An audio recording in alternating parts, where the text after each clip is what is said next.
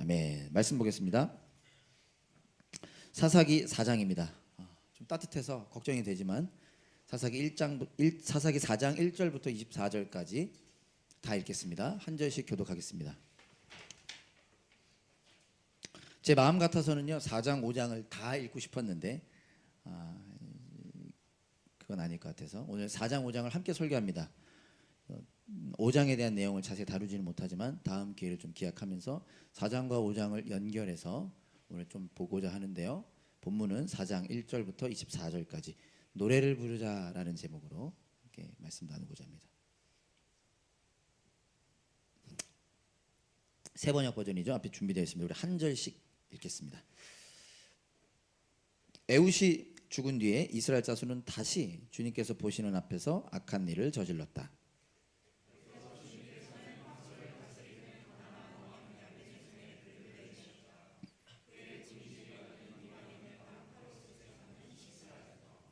야빈은 철병고 900대를 가지고 있었으며 20년 동안 이스라엘 자손을 심하게 억압하였다. 그래서 이스라엘 자손은 주님께 울부짖었다.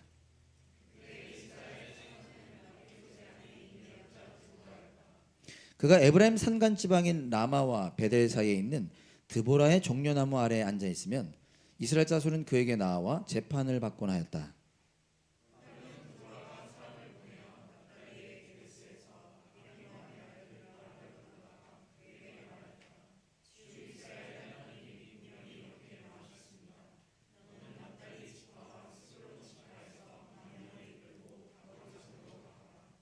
야빈의 군지휘관 시스라와 그의 철병거와 그의 많은 군대를 기손 강가로 끌어들여 너의 손에 넘겨주겠다.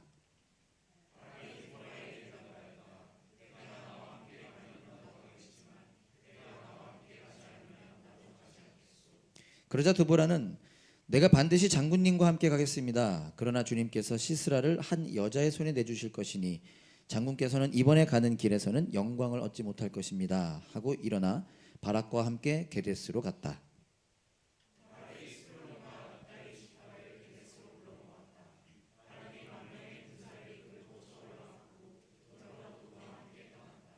그런데 모세의 장인 호밥의 자손 가운데 헤벨이라고 하는 겐 사람이 동족을 떠나 게데스 부근에 있는 시아난님 상수리나무 곁에 장막을 치고 살았다.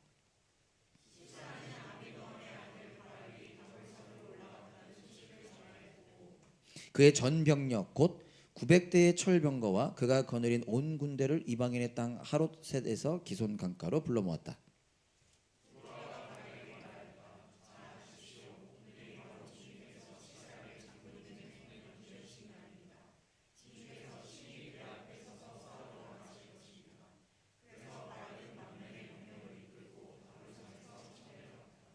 주님께서 시스라와 그가 거느린 모든 철병거와 온 군대를 바락 앞에서 칼날에 패하게 하시니 시스라가 병거에서 내려서 뛰어 도망쳤다.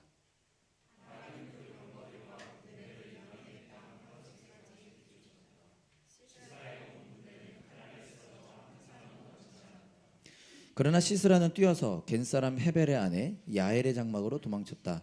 하솔 왕 야빈과 겐사람 헤벨의 가문과는 서로 가깝게 지내는 사이였기 때문이다.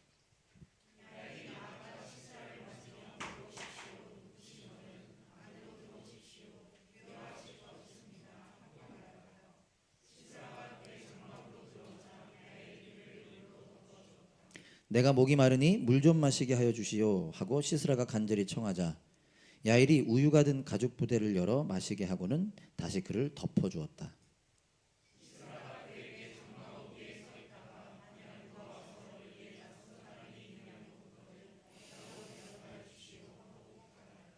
시스라는 지쳐서 깊이 잠이 들었다. 헤벨의 아내 야일은 장막 말뚝을 가져와서 망치를 손에 들고 가만히 그에게 다가가서 말뚝을 그의 관자놀이에 박았다. 그 말뚝이 관자놀이를 꿰뚫고 땅에 박히니 그가 죽었다.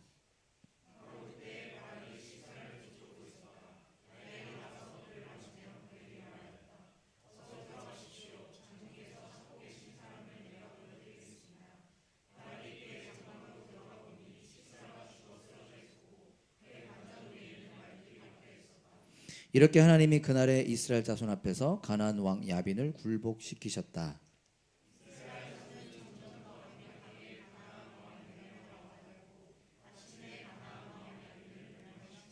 아멘.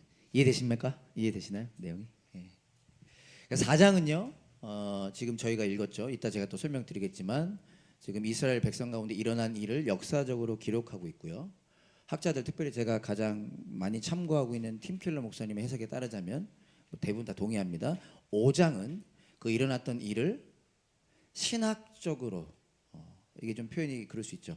하나님께서 어떤 일을 행하셨냐라고 하는 관점으로 그 역사적 사건을 노래로 만들어서 노래로 부르는 장면입니다. 제가 오늘 제목은 5장에서 사실 따온 거죠. 그 은혜를 좀 오늘 나눴으면 좋겠습니다. 한 번 더 기도하고 말씀 볼까요? 하나님 감사합니다. 오늘도 하나님 말씀 나눌 수 있어서 감사합니다. 우리 가운데서 역사하시는 주님의 은혜로 인하여 말씀 경험하고 말씀을 깨닫고 말씀을 붙잡고 살아가는 우리가 되게 해주세요. 예수님의 이름으로 기도합니다. 아멘. 오늘부터 당분간 함께 이렇게 좀 같이 고백해봤으면 좋겠습니다. 혹시 PPT가 있을지 모르겠는데요. 제가 세 부분으로 좀 나누었는데 한번 이렇게 따라해 주시면, 제가 먼저 하고 여러분이 한번 따라해 주시면 좋겠습니다. 우리에게 평화의 왕이 오셨습니다. 그 왕의 말씀에는 능력이 있습니다.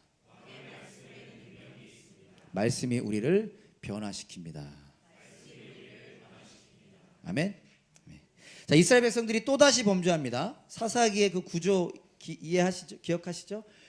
매주 범죄합니다. 죄가 반복되죠.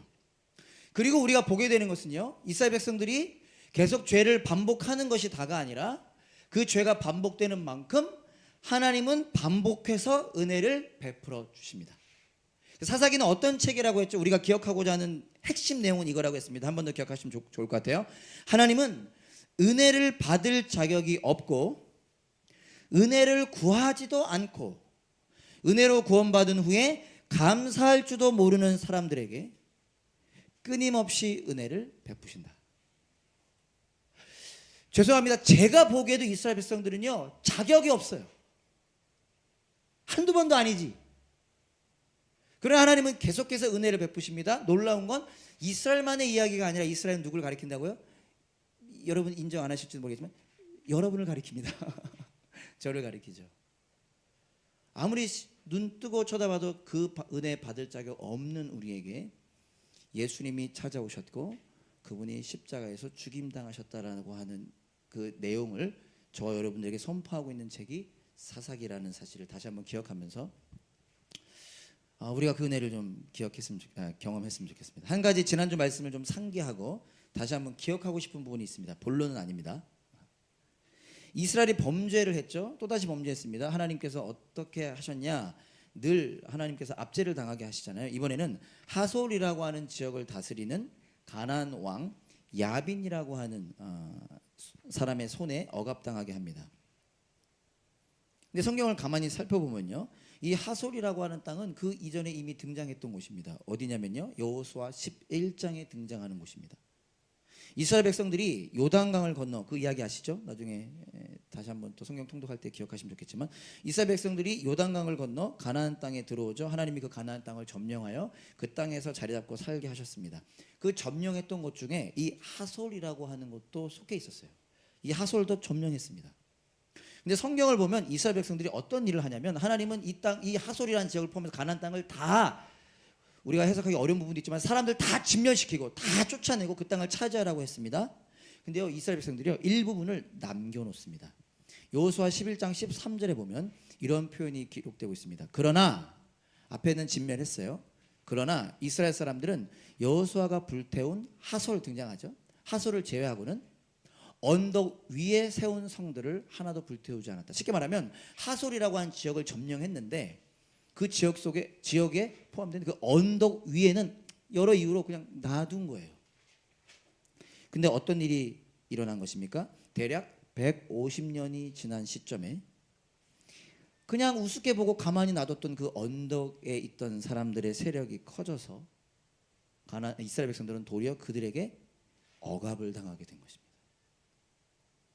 즉, 불편한 얘기일 수도 있지만 다시 한번 기억하고 싶은 건요, 지난주 본문과 연결되는 거죠.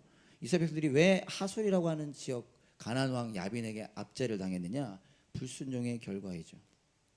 그들이 간과했던, 가볍게 여겼던 한 부분이 그들을 다시 억압하는 요인이 된 것입니다. 그래서 우리는 어떻게 해야 되는 거예요? 반복되는 죄와 싸우는 싸움을 싸워야 하는 것입니다.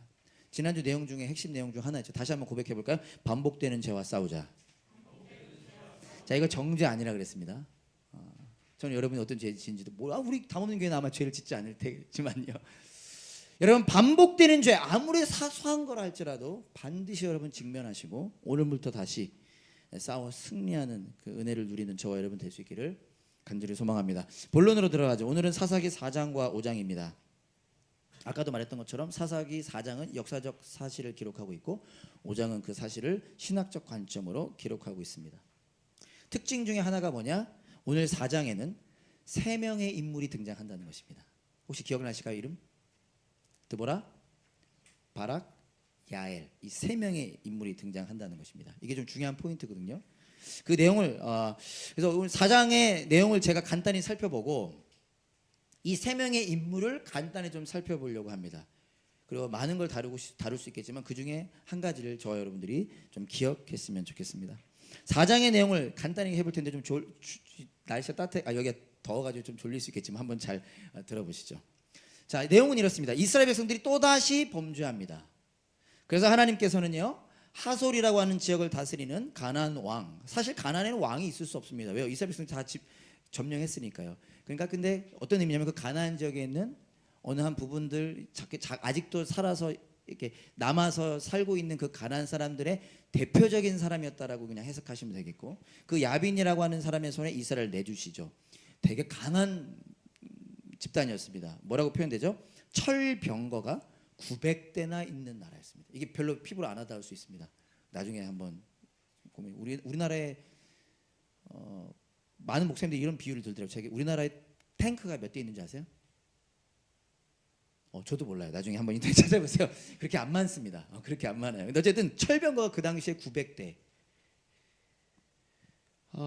이때 이스라엘 백성들은 철로 된 무기 하나 없었습니다. 사무엘 시대 가야 청동기 무기를 썼어요. 지금은 어쩌면 그러니까 삼갈처럼 막대기로 된 걸로 싸웠을 수도 있어요. 근데 철로 만든 철병거가 900대가 있었다는 거예요. 아무리 강조해도 피부로 안 와닿습니다. 나중에 강한 나라라는 거예요. 강한 나라. 근데 그래서 이스라엘이 어떻게 됐어요? 자그마치 20년 동안 억압을 당합니다. 20년 동안 힘들었죠. 그래서 이스라엘 백성들이 어떻게 합니까? 하나님께 울부짖죠.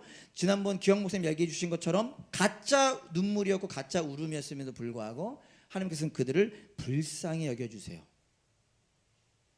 당시 이스라엘에는 드보라라고 하는 사사가 있었습니다. 특징이 있죠. 여사사였어요. 놀랍습니다. 유일한 여자 사사. 죄송합니다만 그 당시 이스라엘 백성들은 여자를 사람으로 세지 않았습니다. 근데 여자 사사가 그 당시 있었다라는 거예요. 성경을 자세히 보면 나중에 한번 꼭 보세요. 이 드보라를 어떻게 묘사하고 있느냐, 두 가지로 묘사하고 있는데, 이 드보라는 백성을 재판했고요, 하나님의 말씀을 가르쳤습니다. 참 아름다운 장면이기도 한 게 5절을 보면요, 이런 표현이 있습니다. 5절에 보면요, 오늘 본문 5절에 보면 드보라가 에브라임 산간 지방인 라마와 베델 사이에 있는 드보라의 종려 나무 아래 앉아 있으면 이스라엘 사람들은 그에게 나와 재판을 받고 있었다. 어디서 재판했대요? 드보라의 종려 나무라고 불리는 그 나무 아래에서 이스라엘 사람들이 오면 재판했다는 거예요. 근데 이게 재밌는 게 뭐냐면요, 종려 나무가 시럽이 나온다는 이유로 별명이 있었는데 그 별명이 뭔지 아세요? 시럽나무. 다시 말하면 꿀나무라는 별명이 있었습니다. 근데 드보라, 영어 이름 많이 쓰죠. 영어로 어떻게 하죠? 어떻게? 감사해요, 선생님. 데보라. 그게 드보라잖아요. 나랑 많이 다르다. 근데 그 드보라가 이름의 뜻이 뭔지 아세요? 꿀벌이라는 뜻이 있습니다. 재밌죠? 저 같은 남자 형제들 재밌죠? 꿀나무 아래에서 꿀벌이 꿀을 나르는 것처럼 지금 어떤 일이 일어나고 있냐면, 꿀보다 더 단 게 하나님의 말씀이잖아요. 하나님의 사사인 이 드보라라고 하는 여인이 꿀을 나르듯 하나님의 말씀을 가르쳐주고 있는 장면으로 해석되는 거죠. 그러던 어느 날 하나님께서 이 드보라에게 나타나셔서 말씀하셨습니다. 말씀의 내용은 이거였죠. 바락이라고 하는 사람을 전쟁터로 내보내라.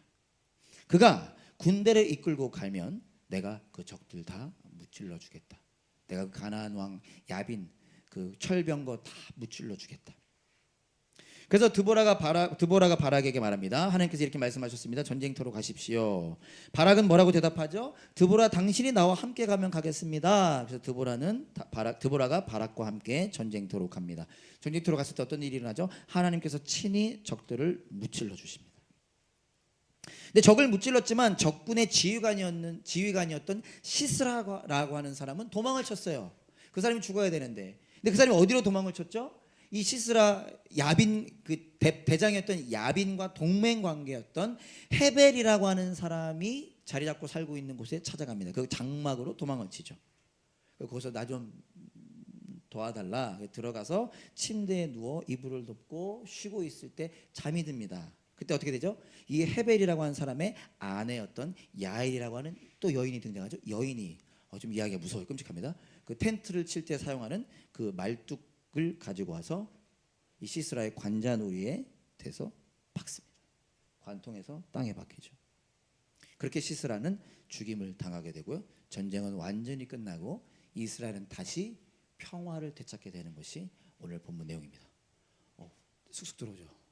아닌가요? 네, 감사하죠. 네, 전세만 보면서 설계해야 되겠다. 감사하죠. 자, 이게 오늘 내용입니다. 자, 근데 아까도 말했던 것처럼 오늘 본문의 흥미로운 점 중 하나가 뭐냐면요.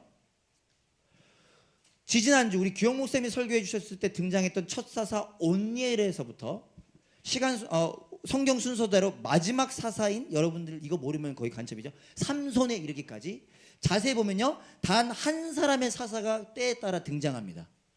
하나님이 세우신 사람, 하나님이 구원자로 보내신 사람, 우리의 눈으로 볼 땐 때론 영웅과 같은 그 사람들이 한 명씩 등장해요. 그런데 오늘 본문에서만 유독 몇 명이 등장합니까? 3명이 등장합니다. 거기에 의미가 있다는 거예요. 3명의 이 인물의 특징을 간단히 살펴보겠습니다. 여러분들이 듣고 시간이 되시면 꼭, 저는 여러분들이 읽으실 줄로 믿습니다. 언젠가 시간 되실 때 다시 한번 읽어보시면 좋겠습니다. 세 인물의 특징을 간단히 살펴볼 텐데요. 이 모두에게는, 우리도 마찬가지겠지만요, 동전의 양면이 있습니다. 그래서 짧게만 한번 보도록 하겠습니다. 첫 번째 인물, 사사 드보라입니다. 할렐루야.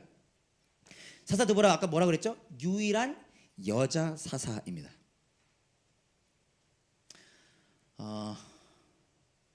사사기 5장 7절 8절을 보면 알 수 있습니다. 제가 읽지는 않으려고 그랬는데 없죠. 제가 안 썼죠. 5장 7절 8절이 있을까요? 있어요? 제가 그냥 한번 읽어볼게요. 우리가 5장을 안 읽었으니까. 노래 속에 이런, 아까 4장의 노래 버전이라 그랬죠. 이런 내용이 있습니다. 나 드보라가 일어나기까지, 이스라엘의 어머니인 내가 일어나기까지 이스라엘에서는 용사가 끊어졌다. 용사가 지금 한 명도 없다는 얘기예요. 그리고 8절, 그들이, 이스라엘 백성들이 새 신들을 택하였을 때 성문에 전쟁이 들이닥쳤는데 4만 명 이스라엘 군인 가운데 방패와 창을 가진 사람이 보였던가. 그들은 왜 용사가 없었냐? 그 가장 기본적인 이유는 새 신을 선택했기 때문에, 헛된 우상을 선택했기 때문에, 뭐 이런 말이, 이게요 뭐냐면요, 그 당시 시대적 배경입니다. 사사 드보라가 살던 시대가 어떤 시대였냐? 이스라엘은 새로운 신들, 즉 우상을 선택해서 우상을 섬기고 있었고, 그로 인해 사회와 모든 가정이 무너져 있었습니다. 단 한 사람의 용사도 없었다라는 거예요. 그때 드보라는 어떤 일을 했다고요? 이스라엘 백성들을 재판하는 일을 했고, 이스라엘 백성들에게 하나님의 말씀을 가르치는 일을 했다. 얼마나 아름답습니까? 세상이 다 무너져 있을 때 하나님의 말씀을 붙잡는 사람 단 한 사람도 없었던 그 시절에 이 드보라라고 한 여인이 하나님의 말씀을 꿀나무라고 불렸던 종려나무 밑에서 계속해서 가르쳤던 것이죠.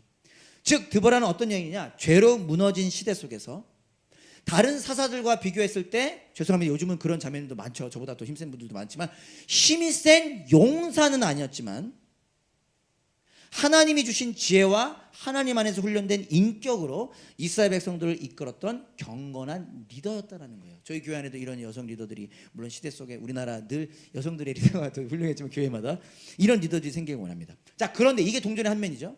이런 훌륭한 경건한 리더였지만 이 드보라도 완벽하지는 않다는 사실을 우리는 알 수 있습니다. 하나님께서 이 드보라를 통해서 시스라와 그의 군대를 물리치셨죠. 철병거 900대를 물리치셨죠. 그러나 드보라가 직접 전쟁에 나가서 그 통로가 된 것이 아니라 드보라에겐 누가 필요했죠? 바락이라고 하는 용사가 필요했습니다. 아까 제드에게 찾아가라는, 저는 제가 뛰다가 못 뛰면 그 남은 부분 제드가 뛰게 하려고 저 혼자서 그런 마음을 먹었었습니다. 드보라에겐 바락이 필요했다라는 거예요. 하나님께서 하나님의 방법은 뭐였죠? 두보라 너가 나가. 어차피 전쟁 내가 하는 거니까 너가 나가라고 하시지 않고 전쟁은 내가 할 거지만 너가 바락을 세우렴. 바락을 내보내렴. 바락을 부르게 하셨고 바락이 군대를 이끌고 전쟁터에 나가게 하셨다라는 사실입니다. 이 대신에 말이 조금 빠르지만요. 자, 두 번째 인물 바락을 살펴보죠. 하나님께서 드보라를 통해 세우신 군인이었고 지휘관이었습니다. 용사였다라는 사실이죠. 8절에 보면 흥미로운 장면이 나옵니다. 4장 8절에 보면요. 아까 이런 장면이 나오죠. 저 같았어요. 여러분들은 어떠실지 모르겠습니다. 하나님의 말씀을 드보라가 전하죠. 당신 나가라고 합니다. 나가면 하나님께 전쟁 이기신다고 합니다. 그때 바락이 뭐라 그래요? 드보라 당신이 나가면 나 나갈게. 안 나가면 안 나가. 네, 나갔더라고요.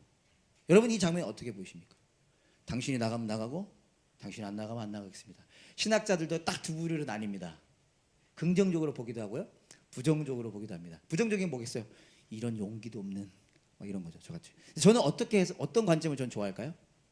제가 오버랩 됐기 때문에 저는 긍정적으로 바라봅니다. 바락을. 저는 이렇게 보입니다. 드보라에게 당신이 가면 가고 당신이 가지 않으면 갔겠습니다라는 것이 저는 어떻게 해석하냐면 이게요 바락이요 드보라를 의지하고 싶은 거예요. 이게 잘못된 거 아니잖아요. 왜요? 드보라만이 유일한 하나님의 말씀을 가르치는 사사였잖아요. 그는 하나님을 사랑하고 하나님의 말씀을 가르치는 사사였잖아요. 그러니까 제가 보기엔 바락은 드보라를 의지하고 싶었던 것이 전 이 해석을 좋아합니다. 더 나아가면 뭐죠? 드보라가 사랑하고 경외하는 그 하나님을 의지하고 싶었던 것이죠. 전쟁이 하나님께 달려있다는 사실을 그는 알았던 겁니다. 용기는 비록 없었을 수 있지만 그 하나님이 친히 전쟁하시니까 그 하나님의 말씀을 가르치는 드보라 당신이 꼭 가졌으면 좋겠습니다. 내가 그거 보면서 용기를 얻어서 그 하나님을 의지하겠습니다 라는 고백이라고 저는 보여지는 것이죠. 이렇게 생각할 수 있는 근거 중에 하나는 뭐냐면요, 이 바락이라고 하는 인물이 히브리서 11장 믿음의 선조들에 대해서 언급하는 그 히브리 11장에 언급되고 있다는 사실입니다. 드보라는 언급되지 않아요. 이유는 저는 모르겠습니다. 야엘도 언급되지 않습니다. 바락이 언급되고 있어요. 히브리서 11장 32절 제가 한번 읽어보겠습니다. 아마 화면 준비됐을 텐데요. 내가 무슨 말을 더 하겠습니까? 기드온, 그 다음 누가 나오죠? 바락이 나오고 있어요. 바락이. 사사는 드보라였는데 삼손, 입다, 다윗, 사무엘 그리고 예언자들의 일을 말하려면 시간이 모자랄 것입니다. 네, 그러니까 저는 이렇게 해석되는 거죠. 저만의 해석은 아닙니다. 학자들은 해석하는 거죠. 바락은 하나님을 의지했던 좋은 군인이었던 것입니다. 자, 그러나 이면도 있습니다. 이런 바락도 완벽하진 않았습니다. 누가 필요했죠? 전쟁에 나가기 앞서 드보라라는 여인이 필요했습니다. 하나님이 바락에게 바로 말씀하지 않으셨어요. 드보라에게 말씀하셨습니다. 드보라를 통해 바락을 세우기를 원하셨습니다. 그래서 저는 여전히 남아 있긴 합니다. 그럼에도 불구하고 바락이 드보라가 와서 당신을 하나님께서 전쟁에 내보내십니다. 네 하고 갈 수도 있었죠. 홀로 나가 싸울 수도 있었지만 또 그렇게 하지 못한 사람이기도 합니다. 이게 바락의 또 이면이기도 하죠. 마지막 사람입니다. 야일이라는 사람입니다. 하솔왕 야빈과 동맹 관계였던 헤벨의 아내입니다. 그래서 사사기 저자가 기록하다가 갑자기 중간에 생뚱맞는 이 헤벨에 대한 이야기를 하고 있었잖아요. 어떤 여인인지 정확히 알 수는 없습니다. 그냥 헤벨의 여인이었다는 사실밖에 알 수 없습니다. 그러나 오늘 본문을 통해 우리가 알 수 있는 거 하나는 뭐죠? 굉장히 용감한 여성이었다. 철병거 900대를 이끈 사람이에요. 시스라는. 아무리 자고 있어도, 영화 보시면 아시잖아요. 자고 있어도 가다가 어떻게 돼요? 갑자기 딱 하지. 보통 영화에서는 딱 잡지. 내가 자고 있는 줄 알았지. 이렇게 하면서 딱 잡지. 아니에요? 근데 굉장히 용감한 여성이었습니다. 그리고 이 여인을 통해 전쟁은 끝나게 되죠. 그러나 오늘 본문을 다시 가만히 보면요, 이 여인도 완벽해 보이지 않습니다. 아니요, 완벽하지 않습니다. 시간 관계상 제가 짧게 얘기하지만요, 이 여인은 경건한 여인 같아 보이지는 않습니다. 두 가지 때문입니다. 첫 번째, 그는 십계명에 언급되고 있는 거짓말을 했습니다. 여러분, 거짓말 가볍게 여기지 마세요. 또 여러분들 다 나중에 애 낳으면 애한테 가장 못하게 하는 것 중에 하나 거짓말이잖아요. 여러분들 거짓말 하시잖아요. 그러시면 안 돼요. 거짓말을 했어요. 두 번째는요, 당시 중동 지역에 손님을 대접할 때 그 방침과 규칙도 어깁니다. 손님으로 온 사람과의 약속을 어기죠. 그래서 이분은 영감했지만 경건하지는 않았습니다. 자, 이렇게 간단하게요, 세 명을 살펴보았습니다. 드보라, 바락, 야일 모두가 완벽하지 않아요. 무엇인가가 있는 반면 무엇인가가 없습니다. 말씀을 가르쳤지만 누군가가 필요했고, 힘이 있었지만 누군가가 필요했고, 용감했지만 경건하진 않았습니다. 자, 무엇을 할 수 있을까요? 이 세 명의 인물을 통해 무엇을 할 수 있을까요? 졸리세요? 무엇을 할 수 있을까요? 많은 걸 알 수 있습니다. 그중에 가장 핵심은요, 이 세 명의 인물은 저와 여러분들과 비슷하다는 사실, 우리와 같다라는 사실입니다. 완벽하지 않은 우리요, 강한 것 같지만 약하고, 잘하는 것 같지만 못하는, 누군가가 반드시 필요한 우리와 같다라는 사실입니다. 오늘 본문의 흥미로운 점 중에 하나가 온니엘부터 삼손에 이르기까지 한 명의 사사가 등장하는 반면 오늘 본문에만 세 명이 등장하는 사실이라고 했습니다. 이것은 학자들은 이렇게 말합니다. 궁극적인 영광이 하나님께 돌려줘야 한다는 사실을 보여준다라고 이야기합니다. 지금 무슨 말이냐? 우리도 모르게 나머지 사사들을 보면 그 사사들이 대단해 보여서 그들이 영웅 같고 그들이 뭔가 잘한 것 같다라는 사실이죠. 그들의 업적만을 기억할 수 있다는 거죠. 그러나 그게 아니라 하나님께서 하신 일이다. 그 하나님께 영광 돌려야 한다는 사실을 우리에게 기억한다는 거죠. 이걸 다시 쉽게 말하면 무슨 얘기죠? 전쟁은, 오늘 찬양에서도 계속 선포해, 전쟁은 누구에게 달려있다? 하나님께 달려있다는 사실이죠. 하나님께서 적들을 물리치셨다는 사실입니다. 우리로 하여금 거기에 주목하게 하는 것입니다. 하나님께서 이 전쟁을 승리하셨구나. 근데 동시에 하나님은 또 어디로 우리 시선을 돌리게 하시느냐? 그 하나님이 전쟁을 승리하셨지만 누구를 통해서 하셨다? 드보라, 바락, 야엘, 완벽하지 않은, 아니요, 오히려 부족하다라고 말할 수 있는 이 세 사람을 통해 하나님의 전쟁을 승리하셨다는 사실입니다. 오늘 읽지 않았지만 5장 21절에 보면 이런 표현이 있습니다. 나중에 한번 꼭 읽어보세요. 드보라와 바락이 노래를 부르는데 5장 21절에 보면 이런 표현이 있습니다.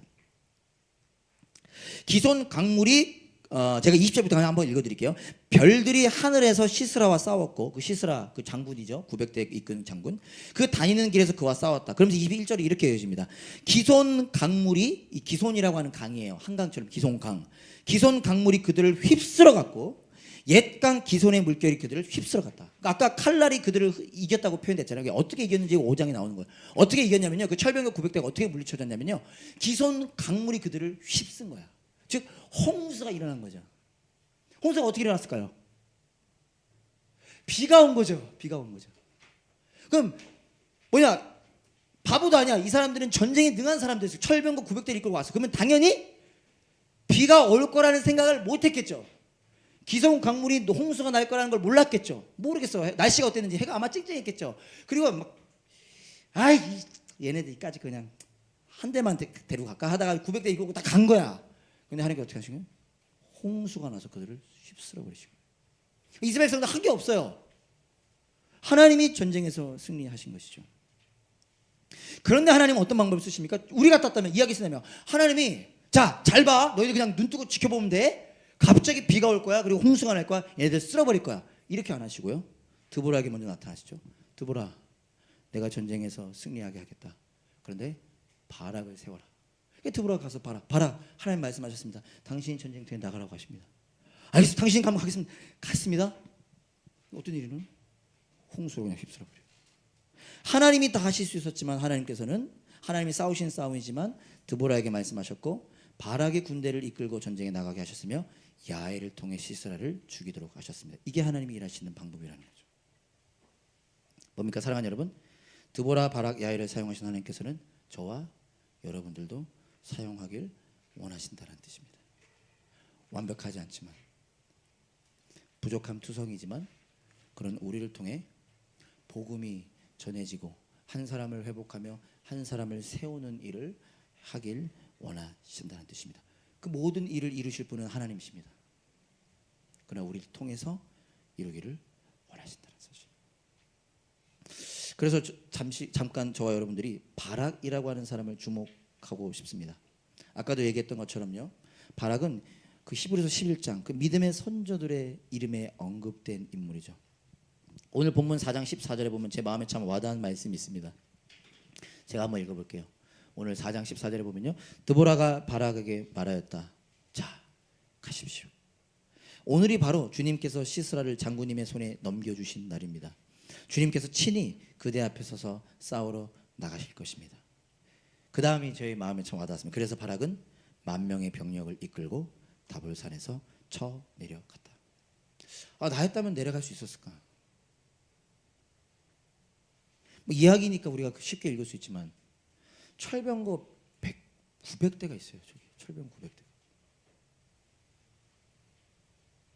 나가라. 내가 싸울 것이다. 나가는 게 쉬웠을까요? 여러분은 쉬웠을 수도 있지만 저는 쉽지 않았을 것 같습니다. 그런데 바락은 고작 10,000명의 군사를 이끌고 900대의 철병거를 향해 달려갔습니다. 쉽지 않았을 거란 생각이 들었습니다. 그러나 바락은 그 일을 할 수 있었습니다. 바락이 대단해서였을까? 하나님께서 친히 앞에 서서 싸우실 것이라고 하는 그 드보라를 통해 선포된 말씀에 그는 귀를 기울였고, 두렵고 떨렸지만 그 말씀을 믿음으로 반응하여 용기를 냈기 때문에 가능한 모습이었을 거라고 저는 생각합니다. 그 앞에서 드러나잖아요. 당신이 가면 가고 안 가면 안 가겠습니다. 물론 그것이 하나님을 향한 의지라고 해석하지만 그럼에도 불구하고 그 안에 두려움이 있지 않았을까. 그러나 그 두려움에서 멈추는 것이 아니라 그 믿음의 선배들, 조상들로부터, 부모님들로부터 들었던 그 하나님의 말씀을 의지함으로 하나님께서 싸우시겠다고 하는구나, 그 말씀을 붙잡았고 그 말씀에 반응함으로 한 걸음 내디딜 수 있었던 것이죠. 아마 저는 그냥 혼자 생각은 딱 내딜 때 갑자기 그냥 비가 막 와가지고 막 홍수가 나고 이렇게 된 게 아니라 저 혼자만의 상상을 해보았습니다. 믿음은 무엇이죠? 믿음은 하나님께서 주시는 선물입니다. 우리가 갖고 싶어서 가질 수 있는 게 아니죠. 믿음은 하나님이 주시는 은혜의 선물이죠. 그 은혜의 선물에 몸과 마음이 반응하여 한 걸음을 내디딜 수 있었던 것입니다. 이것이 저와 여러분들이 초대된 삶의 내용이라는 것입니다. 그분께서 저와 여러분들에게 예수님 보내주셨고 그 예수님의 십자가 부활을 통해 우리에게 거저받은 것이 믿음이라는 것이죠.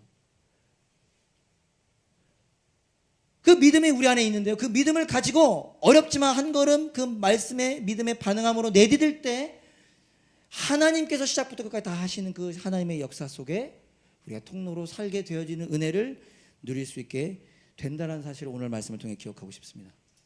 그런 삶을 살아가는 저와 여러분이 되기를 간절히 소망합니다. 어렵지 않죠? 말씀을 마치겠습니다. 사사기 5장은 드보라와 바락이 노래를 부르는 장면입니다. 여러분 노래 부르는 거 좋아하세요? 저는 되게 좋아합니다. 그렇게 안 생겼지만 그래서 어느 날 아내가 여보 멀리서 보면 여보 이상한 사람 같아. 그때부터 제가 길 갈 때 노래를 안 불러요. 근데 저도 느꼈어요. 근데 어떤 사람이 계속 내 옆에 서가지고 신호등 앞에서 막 노래를 막 부르는데 약간 이상해 보이는 면이 있는 거야. 저는 막 어디를 가나 막 흥얼거리면서 가거든요. 예. 막 제가 제 뭐 실력이 있는 건 아니지만 제 애들 불러주던 노래도 제가 만든 노래가 있습니다. 애들 재울 때 밝힐 수는 없습니다. 너무 창피해가지고. 제가 불러준 노래 애들이 그걸 알아요. 애들이 그 누가 만든 노래냐고 물어봤어요. 아빠가 만든 거야. 어쨌든 관심 없는 질투하는 느낌들이네. 저는 노래 부르는 거 좋아합니다. 여러분 노래를 부른다라는 게 어떤 의미일까요? 물론 사람마다 다를 수 있지만 지금 이스라엘 백성들이 노래를 부른다는 건요, 경험했다라는 얘기예요. 이게 내 경험이라는 얘기입니다. 적어도 이게 지금 드보라 바락이 어떤 노래를 하면 하나님이 시스라와 900대를 무찔렀다는 노래를 부르는 거거든요. 이게요, 자기들이 경험해서 그 경험을 지금 좋아가지고 부르는 노래입니다. 무슨 말을 하고 싶은 거냐면요, 경험을 했기 때문에 노래를 부를 수 있었던 것입니다. 그래서 오늘 제목이 노래를 부르자. 뭐가 포함되니까 제 마음의 기도가 제목이 뭘까요? 우리가 경험하자. 하나님을 경험하자. 혹시라도 그런 분 한 분도 안 계시겠지만 오해하실까 봐 이렇게 한번 이야기하고 싶습니다. 사사기는 대단한 사람들의 이야기가 아닙니다. 그들은 모두 약했습니다. 약한 사람들이 최선을 다하여 대단해졌다라는 이야기도 아닙니다. 약한 자들이 믿음으로 반응하여 하나님을 경험하게 되었다라는 것이 중요합니다. 드보라와 바락에게 제게 부러운 점은요, 하나님께 반응해서 하나님을 경험했다라는 사실입니다. 그들이 쓰임 받았다라는 것보다 더 정확한 표현은 뭐냐면요, 그들이 쓰임 받아서 높아진 게 아닙니다. 그들이 쓰임 받아서 그게 무슨 내용이냐, 하나님을 경험했다라는 게 중요한 것입니다. 하나님을 알게 됐다는 거. 아, 전쟁은 하나님께 달려있구나. 귀로만 듣다가 직접 경험한 것이죠. 전쟁은 하나님이 일하시는 거구나. 하나님이 승리하시는 거구나. 멀리서 구경만 했다가 직접 경험했다는 것이죠. 아, 이 하나님이 진짜 하나님이시구나. 살아계시는 분이시구나. 나와 함께 하시는 분이시구나를 경험했다는 게 중요한 것이죠. 그래서 저와 여러분들이 이 말씀에 반응하고 싶은 것입니다. 여러분, 하나님께 반응하십시오. 오늘 사사기 4장 5장에 반응하시면서 한 걸음 내딛어 보십시오. 하나님을 경험하는 저와 여러분이 될 수 있기를 간절히 소망합니다. 경험을 통하여 그분을 아는 삶을 살아가는 저와 여러분 될 수 있기를 소망합니다. 팀 켈러 목사님은 이런 표현을 했습니다. 여러분들에게 어렵지 않기를 바라는데요. 우리는 무슨 일이 일어났다거나 우리가 뭘 했다고 회상하는 것이 아니라, 이해되세요? 우리는 무슨 일이 일어났다거나 우리가 뭘 했다고 회상하는 것이 아니라 하나님이 무슨 일을 하셨는지를 탐색해야 한다. 덕분에 우리는 성공에 도취되거나 어려움성에 절망하지 않을 수 있다. 그래서 여러분, 혹시 우리 담원교회 분들 다 근사한 분들이니까 성공에 도취된 분도 있으십니까? 제대가 어느 날, 제대가 이름 밝혀주면 어느 날 그런 깨달음을 깨달았대요. 아, 자기가 너무 잘 뛴다고만 생각했대요. 그러나 어느 날, 아, 목사님과 같은 분들을 격려해 줄 수 있구나. 저는 복음 같았습니다. 혹 여러분 절망하고 계신 분들 계시나요? 아마 그게 아니라고 믿고 싶죠. 오늘 찬양팀 눈물 많이 흘리며 찬양하는 모습에 저도 마음이 많이 아팠는데, 쉽지는 않지만 하나님을 바라보십시오.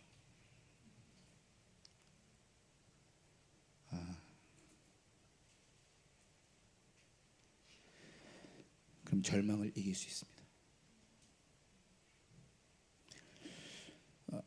사사기 5장 31절 마지막 절인데요. 이거 읽고 우리 함께 찬양하고 기도하도록 하겠습니다. 드보라 바락이 찬양 그의 노래를 이렇게 마칩니다. 주님의 원수들은 이처럼 모두 망하고 주님을 사랑하는 사람들은 힘차게 떠오르는 해처럼 되게 하여 주십시오. 하나님을 경험함으로 힘차게 떠오르는 해처럼 그렇게 살아가는 저와 여러분 될 수 있을 줄 믿습니다. 다 같이 일어나실까요? 함께 찬양합시다. 우리 마지막